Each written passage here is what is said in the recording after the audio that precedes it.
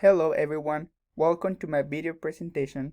Today we will have a very special guest. She is a chemical engineering student from the University of New Mexico and president of Caperino's student organization at UNM, whose mission is to create awareness about farm worker within the UNM community and Albuquerque. Please give us a welcome to Brenda Ramos. Hello everyone, my name is Brenda Ramos and I am a student farm worker, currently the president of Camperinos and a junior at UNM. Thank you, Kevin, for having me here today. No problem, Brenda. Thank you to you. Tell us, you have been part of this community for a year and prior to enroll UNM, you were a farm worker yourself. What have been some challenges that you have faced coming to UNM? I will say that one of my biggest challenges was the language barrier because I came to the US when I was around 17 years old and it was harder for me to find a space here. Um, Another challenge was to find people with the same background as mine. And this is because many students in college level have never worked in the agricultural fields before or are not familiar. And therefore, there's like a lot of stereotypes behind this. And because um, of the same issues that I faced in high school, I was very afraid to be rejected by my classmates. Um, and I think the last but not least important challenge was that I was coming to study like a STEM related field, especially engineering.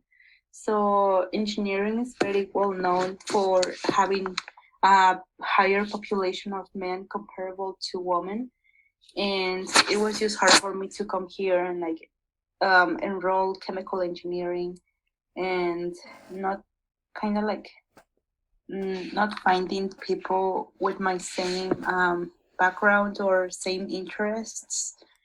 So it was just hard for me to kind of find that space in there. So yes, those are the challenges that I faced. All right. So, can you tell us what were the main reasons that contribute to you staying at UNM and eventually join Camperinos? Um, I will say the main resource for me was CAMP, which stands for College Assistant Migrant Program, and this is the parent program of Camperinos. This was a program created to help college students whose parents or themselves have worked in agriculture related jobs, and this was a game changer for me.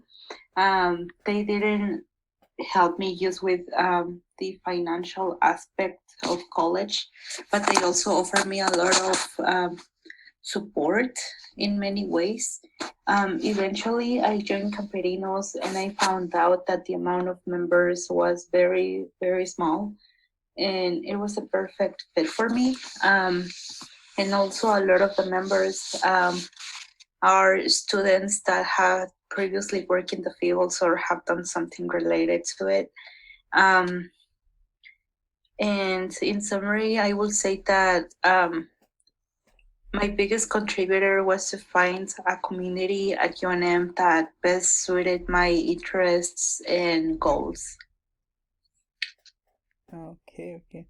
And how do you feel about being part of this community and knowing that everything you do is to to recognize all those people who are dedicated to farm work?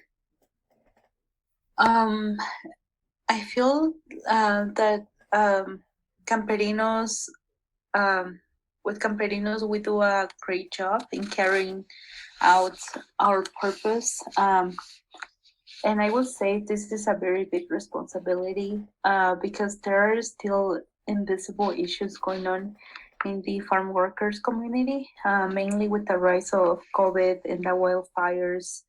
or people are still not getting a fair treatment, and things like low wages, bad working conditions, and no compensations for one of the hardest jobs that one could ever work is still an issue going on. And what I mean by invisible is that many times a lot of laws and treatments from the state or the contractors towards Mm-hmm. farm workers is still look uh, they still look at this from a bigger picture, I will say, and sometimes they ignore the fact that it's not just adults involved, but children are the most affected, and children are still working in the fields. Sometimes because maybe the parents are undocumented. If they go to work, maybe they cannot afford like a childcare facility to send their children to. So sometimes they are forced to take them into the fields, and their bosses know this, the companies know this, and they still allow those types of things, those situations to be a thing. And I would say sometimes they don't really look for solutions, and therefore children are the most affected, and so is their future. Yes, that's very true. I have another question for you. Have you or anyone in the organization encouraged any challenges when you try to educate others about work on the fields? Yes, I would say all the time. And one of the best examples that I could give you is during one of the biggest events that we have, which is called Farm Workers Awareness Week, and we host this in March. It lasts like a week or so, but we have a series of events in which we try to engage students and community members to get in the life or work of a farm worker. And by this, many times we notice that um, that many people really don't care about these issues.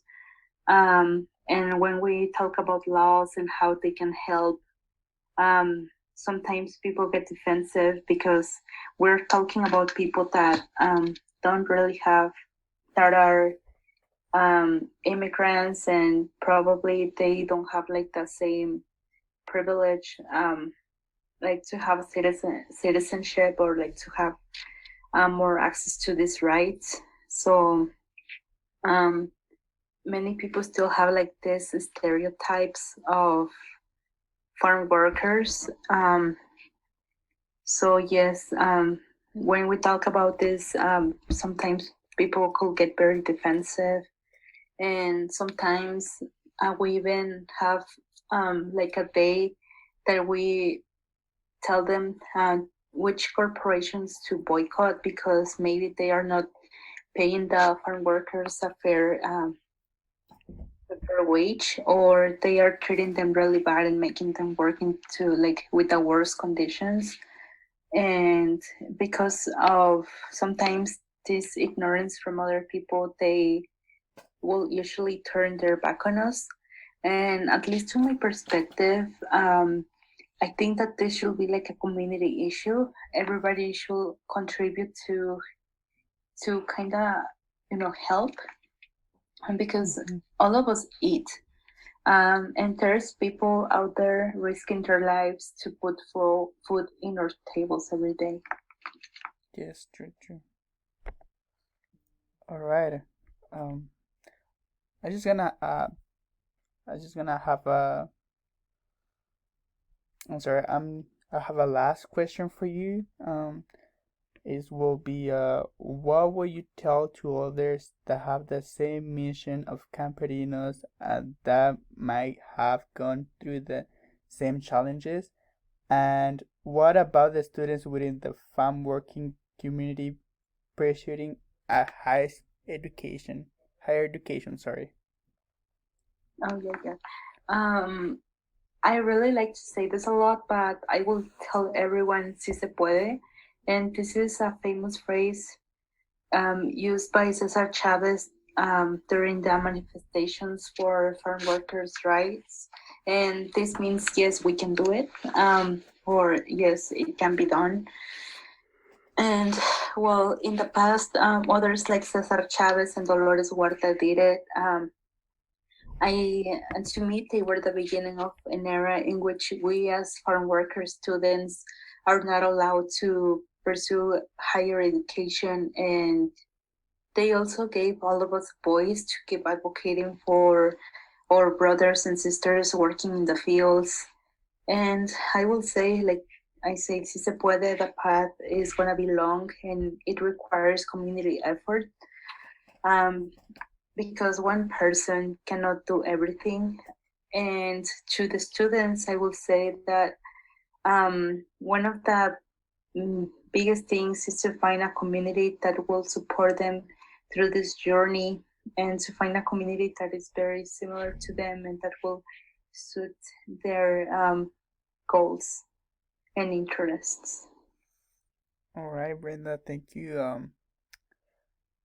Thank you to be here, to be part of this video, and yes, Thank you, Kevin, for having me. I hope you have a nice day. thank you too. Thank you.